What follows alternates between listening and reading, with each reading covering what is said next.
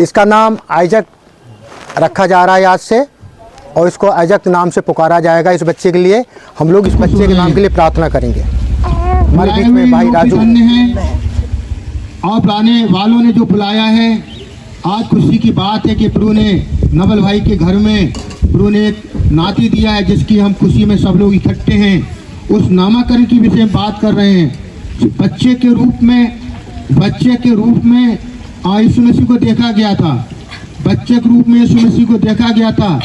और ये बच्चे ऐसे नहीं मिलते हैं। हम देखते बहुत बरसें हो जाती हैं, सालें हो जाती हैं, बच्चे देखने के लिए नहीं मिलते हैं। परमेश्वर की योजना के अनुसार ही बच्चे मिलते हैं।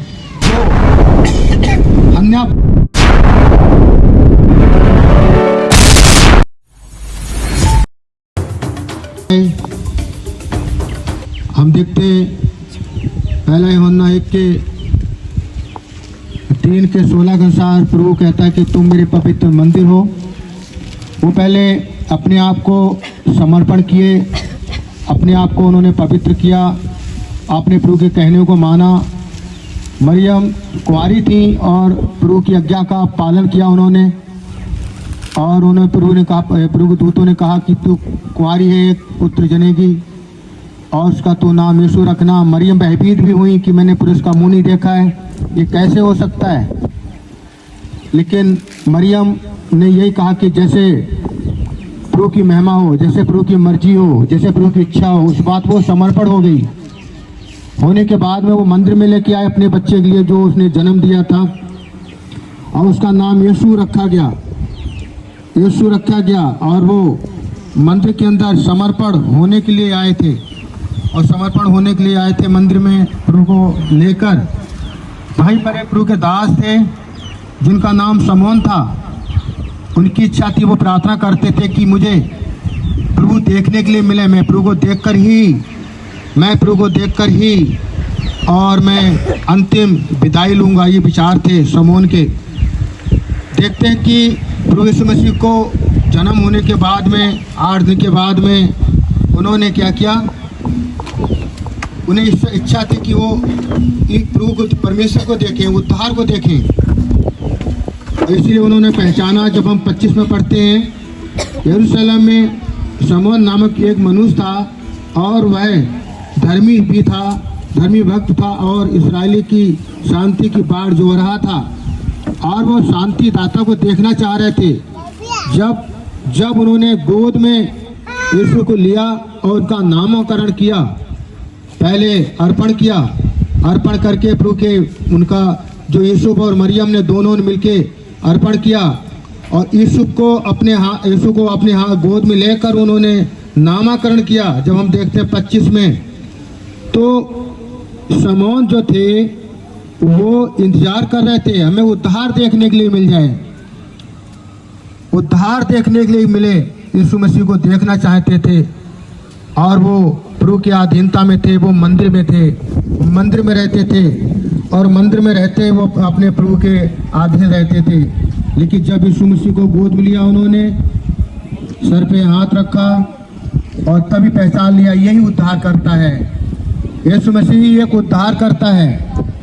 उन्होंने पहचाना, अब मैंने उद्धार को देख लिया है, अब मैं मर्जी से बड़े आनंद के साथ दुनिया से विदा हो सकता हूँ, क्योंकि मैंने उद्धार को देख लिया है। जो प्रभु की अधीनता में होते हैं, प्रभु के अधीन रहते हैं, समोन प्रभु के अधीन थे, उन्होंने उद्धार को देखा, उद्धार को देखा। जो समोन जो थे वो अधीन थे, प्रभु के मंदिर में रहते थे, सेवा करते थे, उन्होंने उद्धार को देखा। और मरियम भी परमेश्वर की अधीन थी, और वो उद्धार ने ही उनके कोख से जन्म लिया, जिनका नाम यीशु मसीह रखा गया। और वो अर्पण करने के लिए आई थी परमेश्वर के नियम के अनुसार। बच्चा जब होता था, पहला बच्चा, तो उसको मंदिर में लाया करते थे अर्पण करने के लिए, अर्पण करने के लिए आते थे। हमने देखी 2 लोगों के बारे में जिन्होंने प्रभु को जाना। नामकरण किनका हुआ? जिन्होंने प्रभु को जाना, मरियम ने जाना, यूसुफ ने जाना, अब यीशु मसीह को समोन ने भी जाना। अब हम देखते हैं यहाँ पर, जब इसका 29 पढ़ते हैं, हे स्वामी, अब तू अपने दास को अपने वचन के अनुसार शांति से विदा करता है, शांति से विदा करता है। इस बात के लिए वो प्रार्थना कर रहे थे, स्वामी अपने परमेश्वर को पुकार रहे थे और यीशु मसीह को उद्धार के रूप में देख रहे थे। समर्पण होने के लिए हम बात करना चाहते हैं। जब हमने 30 में देखा, 30 में लिख रहे हैं, क्योंकि मेरी आंखों ने तेरा उद्धार को देख लिया है, मेरी आंखों ने तेरे उद्धार को देख लिया है। और वो धन्य आंखें थी जिन्होंने प्रभु को देखा, वो धन्य आंखें थी बच्चे के रूप में प्रभु यीशु मसीह को देखा। हम एक स्त्री के बारे में बात करते हैं जिनका नाम हन्या की गवाही जो 36 वचन में बताते हैं। वो ओसरे के गोत्र में से हन्ना नामक फायोल की बेटी एक भविष्यवक्ता थी। वह बहुत बड़ी बूढ़ी थी और वो भी परमेश्वर के दर्शन को देखना चाह रही थी, वो भी प्रभु के दर्शन को देखना चाह रही थी। वो मंदिर की ड्यूटी पर रहकर ही वो थी 24 वर्ष तक अपने पति के साथ उसने जीवन गुजारा। इसके बाद पति दुनिया में नहीं रह गए, लेकिन वो मंदिर में प्रभु के साथ लौ लगाकर उद्धार को देखना चाह रही थी। जैसे प्रभु यीशु मसीह को देखा उन्होंने, वो आनंद के साथ 38 में देखते हैं, लिख रहे हैं इसमें, और वह उस घड़ी वहाँ आकर प्रभु का धन्यवाद करने लगी उन सबों से जो यरूशलेम के छुटकारे की बाट जो रहे थे। बालक के विषय में वो बातें करने लगी। हन्ना ने क्या किया, प्रभु के बारे में, परमेश्वर के बारे में बातें करने लगी। वो भी मंदिर की ड्यूटी पे रहती थी। कहाँ रहती थी वो?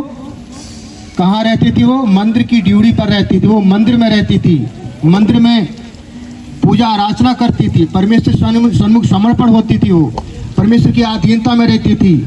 मंदिर की ड्यूटी पे रहना एक बहुत बड़ी बात है। अर्पण किए हुए लोग जो परमेश्वर की आराधना में रहते हैं, प्रभु की मंदिर में हमने देखा शमौन के बारे में, और वो देखा ऐसे हम देखते हैं कि जो जिसने शमूएल को जन्म दिया वो भी प्रभु के अधीन रही। हम आपको ये अधीनता के बारे में बात बताते हैं। आज परमेश्वर ने हमारे लिए बहुत सुंदर समय दिया है, खुशी का दिन दिया है। हमारे भाई नवल जी ने यहाँ पर प्रभु की आराधना करने के लिए पारिवारिक सभा में बुलाया है, और हम भाई नवल ने जो यहाँ पर प्रभु बुलाया है हम लोगों के लिए, सबके लिए, तो बुलाने वाले के लिए हम प्रभु का धन्यवाद देते हैं जिन्होंने बुलाया यहाँ पर। और हम लोग आने वाले भी धन्य भाग वाले लोग हैं, धन्यवाद के लायक हैं। आज परमेश्वर के वचन को सुन रहे हैं, बुलाए हुए लोग भी धन्य हैं, और बुलाने वालों ने जो बुलाया है। आज खुशी की बात है कि प्रभु ने नवल भाई के घर में प्रभु ने एक नाती दिया है, जिसकी हम खुशी में सब लोग इकट्ठे हैं। उस नामकरण की विषय में बात कर रहे हैं।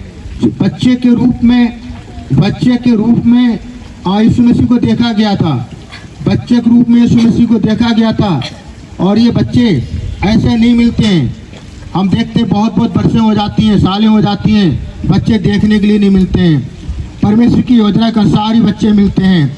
जो हन्ना बांझ थी, बांझ होने की वजह से उसको सताया जाता था, उसको बहुत ही दुख दिया जाता था, और उसको ताना मारे जाते थे।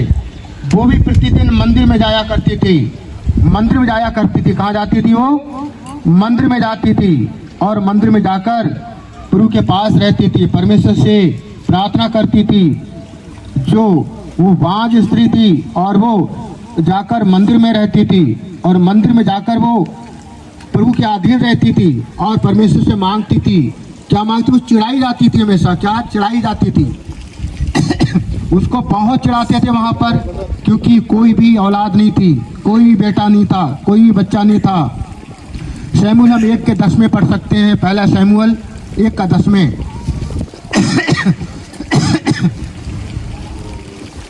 हम 1 के 10 में देख रहे हैं, वचन हमको बताना चाहता है। देखिए, पढ़िए।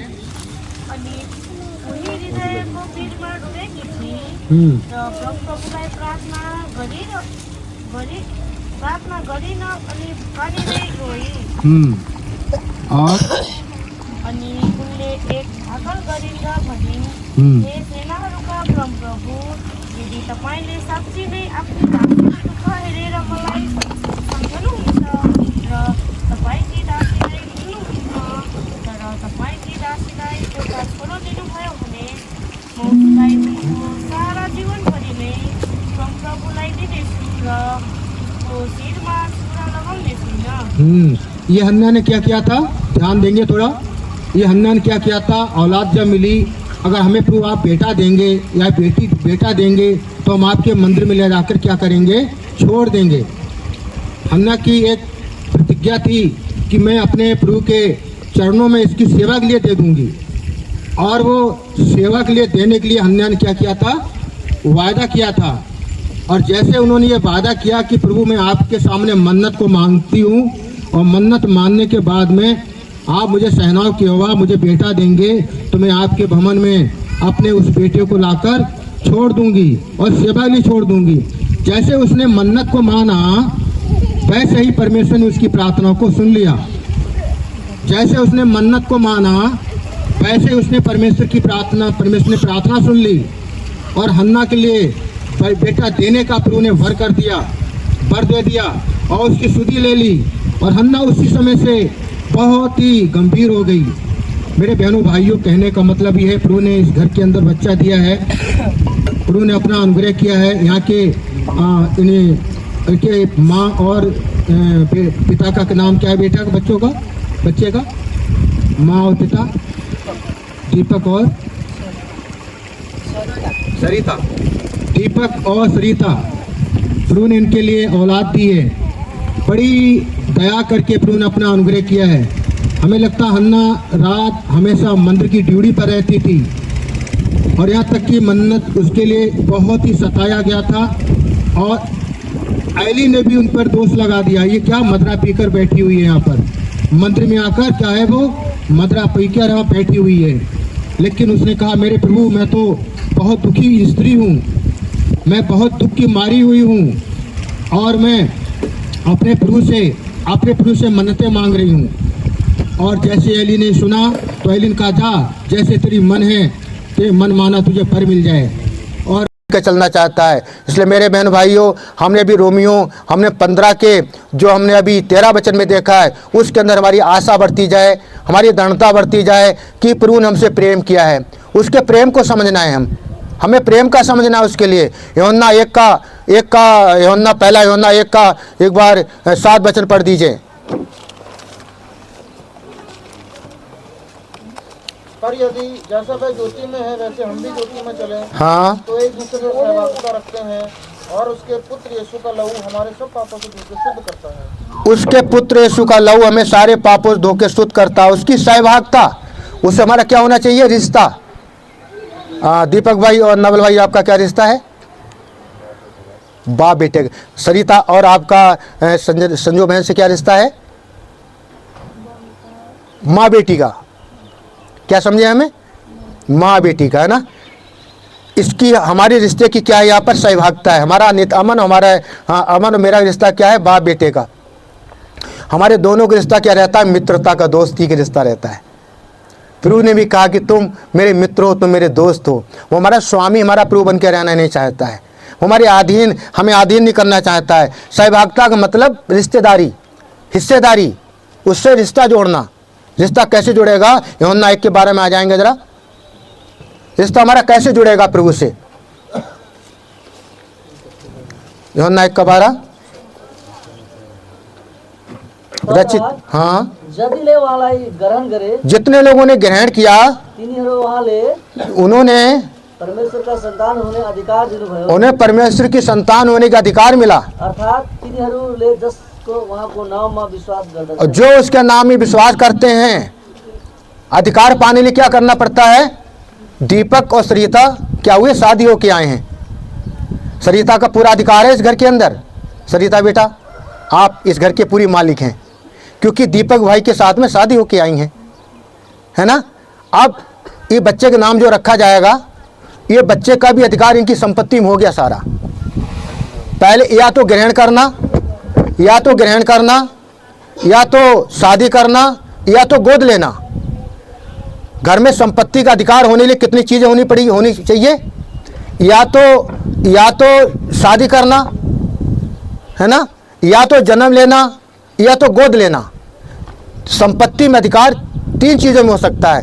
या तो हम उस घर में शादी हो के आ जाएं, जैसे बेटियां आ जाती हैं, उनकी कोख से बच्चा जन्म ले ले, और उस बेटी का भी पूरा घर में अधिकार होता है, उस बच्चे का भी पूरा अधिकार होता है। इसलिए ग्रहण करना और जन्म लेना ये अधिकार होता है। एक गोद लेना, अधिकार लेना जो है इस संसार में तो ऐसे ही गोद लिया हुआ अधिकार माना जाता है। जब हम ग्रहण कर लेते हैं तो अपने प्रभु के गोद लिए हुए माने जाते हैं। क्या माने जाते हैं? गोद लिए हुए माने जाते हैं। जब अधिकार प्रभु को ग्रहण करते हैं, अपना पिता ग्रहण करते हैं, हमारा रिश्ता पिता बन जाता है, हमारा रिश्ता हमारा प्रभु से संबंध जुड़ जाता है, तो हम अपने प्रभु के बेटा बेटी हो जाते हैं। और जब प्रभु बेटा बेटी हो जाते हैं तो क्या हो जाते हैं? थोड़ा देर की बात है, थोड़ा ध्यान दे लेंगे, इसके बाद फिर कोई बात नहीं। हम बेटा बेटी बन जाते, अधिकार मिल जाता है। अगर हम परमेश्वर ग्रहण करते हैं तो क्या होते हैं? हम परमेश्वर की औलाद बन जाते हैं। परमेश्वर पूरे संसार का मालिक है, सबको पता होगा ना। परमेश्वर संसार का मालिक है, उस संसार के मालिक के बेटा बेटी बन जाते हैं। उस संसार के मालिक की बेटा बेटी बन जाते हैं। वो जैसे हमारी इस घर के अंदर पूरा संपत्ति का अधिकार है, तो सृष्टि आकाश में जो भी चीज़ है उस पर सारा हमारा अधिकार है। जब हमारा पूरा अधिकार होता है तो हम उसके बेटा बेटी बन जाते हैं और जन्म लिए हुए प्रभु के राज्य में जाते हैं। जो जन्म नहीं लेते हैं वो प्रभु के राज्य में नहीं जाते हैं, प्रभु के राज्य में नहीं जाते हैं। मैं जब छोटी गवाही सुनाएंगे हम 1993 में मैंने प्रभु यीशु मसीह को ग्रहण किया। मेरे दादा पास्टर थे। मेरे दादा क्या थे? पास्टर, और सुसमाचार सुनाते थे। 1993 में ऐसी ही मीटिंग लगी हुई थी, तो प्रभु के दास लोग आए हुए थे। उन्होंने पूछा आपको परमेश्वर मिला है? तो मैंने उनसे कहा कि मेरे लिए मेरा 32वां हो चुका है। मैंने उनसे कहा मेरा 32वां हो चुका है। बोले नहीं, आपको प्रभु मिला है? नहीं, मेरे दादा पास्टर हैं। तो वो कहने लगे आपने प्रभु को ग्रहण किया। जो प्रभु को ग्रहण करता है वो ही परमेश्वर की औलाद बनता है। आपने प्रभु को ग्रहण किया? नहीं, तो हमने 32वां तो लिया है। तो वो उन्होंने बताया कि माँ के कोख से दीपक भाई के बच्चा ने जन्म लिया, और ये माँ सरिता के कोख में जब होगा तब नहीं नहा सकता था। कब नहाया? जब इसने जन्म ले लिया तब नहाया वो। ऐसे ही जो प्रभु को ग्रहण नहीं करते, जो जन्म नहीं लेते हैं, वो नहा नहीं सकते हैं। पहले प्रभु में जन्म लेना, इसके बाद में पहले ग्रहण करना, इसके बाद में 32वां लेना होता है, वो नहीं माना जाता है। आप इस तरीका ध्यान दीजिए इस बात के लिए। तो मैंने उनसे कहा ठीक बताइए। तो यूहन्ना 1:12 के अनुसार मैंने उनको प्रभु को ग्रहण किया। 1:12 के अनुसार मैंने प्रभु को ग्रहण किया। और मैंने प्रभु को ग्रहण किया तो मैंने बहुत बहाने बताए थे कि मेरे दादा पास्टर हैं। हम ये ना सोचें कि हम पास्टर के घर में जन्म ले लेंगे, पास्टर के घर में जब जन्म ले लेंगे तो हम परमेश्वर की संतान नहीं बन पाएंगे, हम प्रभु की औलाद नहीं बन पाएंगे जब तक हम प्रभु को ग्रहण नहीं करेंगे, जब तक हम यूहन्ना 1:12 के अनुसार। और जब हम अपने अपराधों को मान लेंगे तो यीशु का लहू सारे पापों को धो के शुद्ध करता है। इसलिए हम प्रभु की अधीनता में रहकर ही इस बात को ध्यान दें। जन्म लेना और ग्रहण करना, तब प्रभु के राज्य में जा सकते हैं हम। तो हमारी ये गवाही है। मैंने 1993 में मैंने यीशु मसीह को उद्धारकर्ता ग्रहण किया। आज मुझे 32 साल हो गए प्रभु में रहते हुए, आज प्रभु की सेवा में बढ़ते हुए। आप प्रभु की सेवा में जो प्रभु लेके चल रहा है, इसीलिए हमें परमेश्वर की अधीनता में हमने देखा। नामाकरण के बारे में मरियम और यीशु लेके आए थे, यीशु मसीह को लेके आए थे वहाँ पर। तो मेरे बहनों भाइयों, जो आज्ञाएं बताई गई हैं, देखते हैं हम रोमियो, हमने देखा रोमियो 15 के 13 वचन में हमारे अंदर शांति भी मिलेगी, हमारे अंदर आनंद भी मिलेगा, हमारे अंदर प्रभु का अनुग्रह भी मिलेगा हमारे जीवन में। हमने हन्ना के जीवन में से देखा, हमने समोन के जीवन से देखा, हमने शैमुल के जीवन को देखा।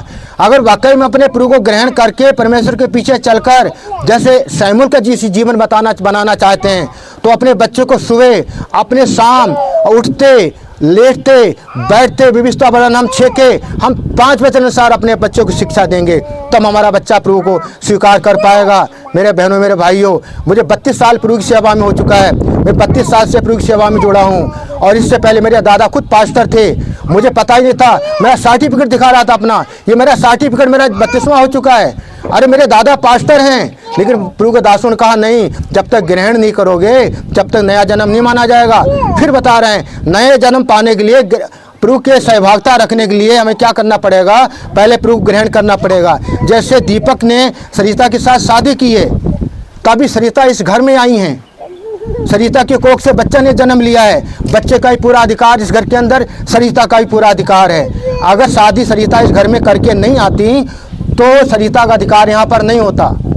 ऐसे हम परमेश्वर को ग्रहण नहीं करेंगे, अपने जीवन में प्रभु को नहीं लाएंगे, अपने जीवन दाता प्रभु को नहीं स्वीकार करेंगे, हम अपने प्रभु को अपने पिता नहीं स्वीकार करेंगे, तो हम प्रभु के राज के अधिकारी नहीं हो सकते हैं, हम प्रभु के राज में प्रवेश ही नहीं हो सकते हैं। क्योंकि हमें नए जन्म का अनुभव और नए जन्म का अनुभव पाया हुआ इंसान को नए जन्म का अनुभव होना चाहिए।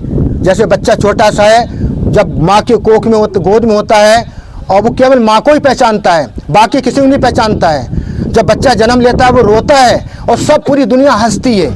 बच्चा रोता है और दुनिया हंसती है, खुशी होती है। वो कोख से जन्म लेता है, लेकिन वो अपनी माँ से केवल प्रेम करता है, अपनी माँ के आंचल को पहचानता है, अपनी माँ के पल्लू को पहचानता है, बाकी किसी पास नहीं रहता है। मेरे बहन भाइयों, नए जन्म पाए हुए लोग, जो परमेश्वर के राज्य में जाने वाले लोग, स्वर्ग राज के वारिस लोग, परमेश्वर के अधिकार, प्रभु के राज्य में अधिकार पाने वाले लोग, जिन्होंने प्रभु को ग्रहण किया और जो प्रभु के राज्य के वारिस हैं, वो प्रभु की आज्ञा को माने। क्या आज्ञा है? अपने बच्चों को उठते समय, लेटते समय, बैठते समय सिखाया करना, शैमुएल जैसा बनाना, दर्शिक बनाना। उसके लिए हमें बताना है, हमें प्रभु की ड्यूटी में बलिदान चढ़ाना है, हमें प्रभु की लगातार शिक्षा में, संगति में और लगातार शिक्षा में। प्रेरितों 2:42 में लिखा हुआ है, हम लगातार, पहले जब प्रभु को 41 में लिखा है, जब मैंने प्रभु को ग्रहण किया, फिर बाद में बपतिस्मा लिया, इसके बाद में फिर हम शिक्षा सीखने लगे, इसके बाद में हम संगति में रहने लगे, इसके बाद में हम क्या है,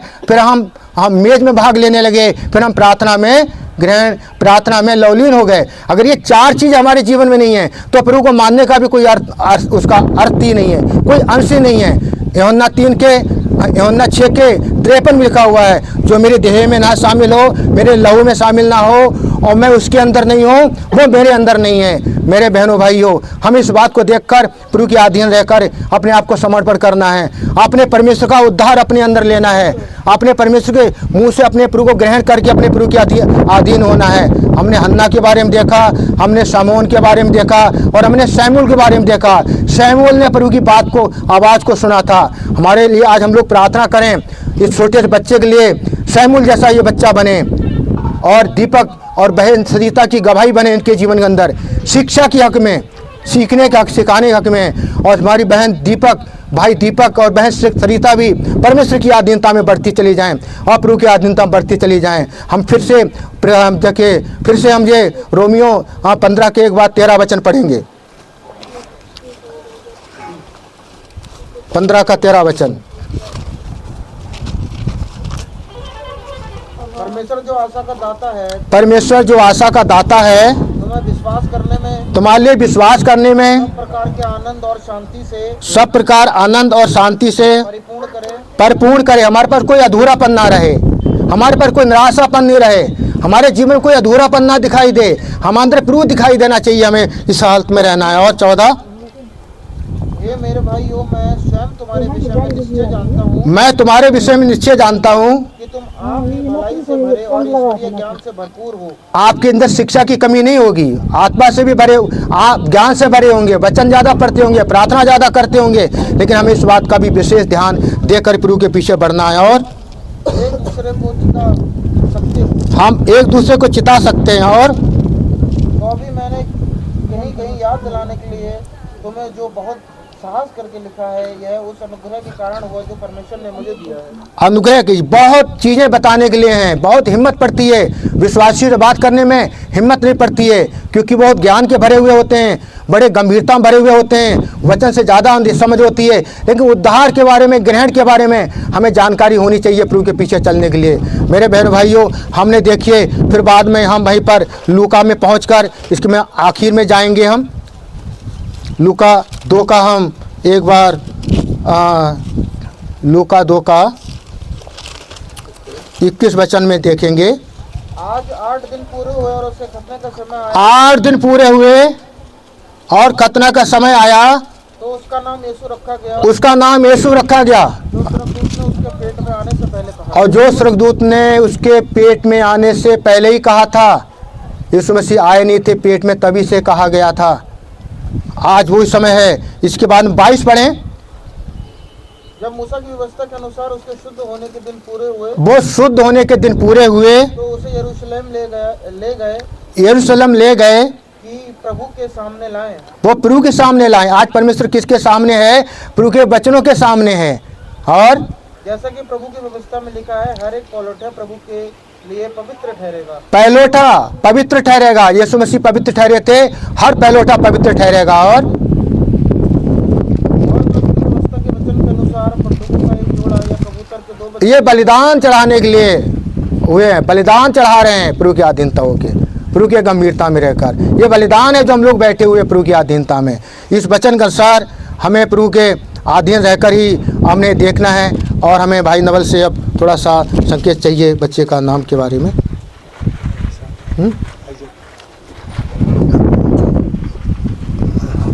हम उत्पत्ति 17 निकालेंगे। उत्पत्ति 17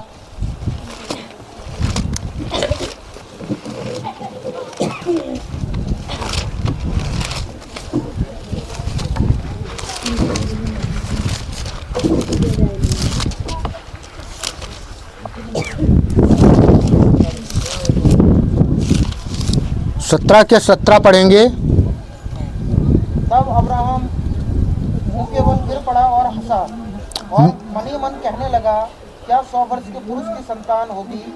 क्या सारा जो 90 वर्ष की है पुत्र जनेगी? हाँ, बच्चे का नाम का अर्थ मतलब वो लिख लेगा हंसाने वाला।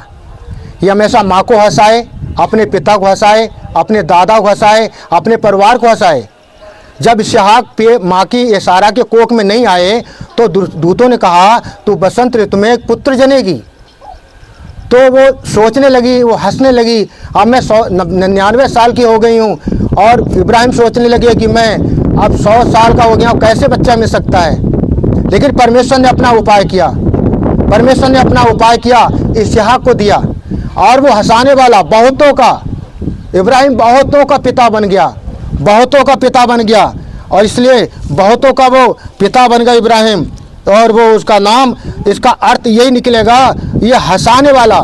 इसहाक का मतलब नाम का अर्थ क्या है? हंसाने वाला। उत्पत्ति हमने अभी 17 में देखा। फिर से पढ़ेंगे। तब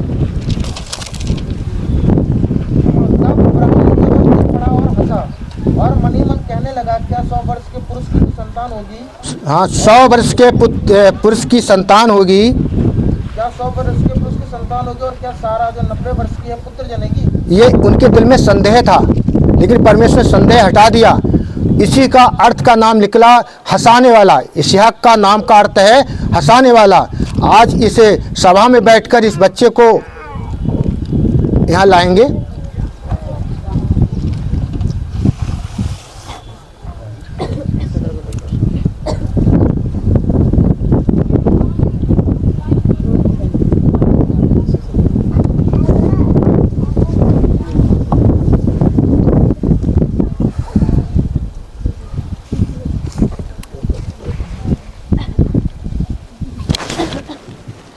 हमें प्रार्थना करनी है।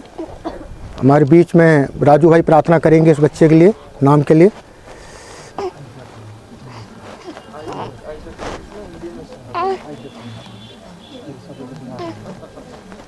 क्या हुआ? आइजक है। इसका नाम आइजक रखा जा रहा है आज से, और इसको आइजक नाम से पुकारा जाएगा। इस बच्चे के लिए हम लोग इस बच्चे के नाम के लिए प्रार्थना करेंगे।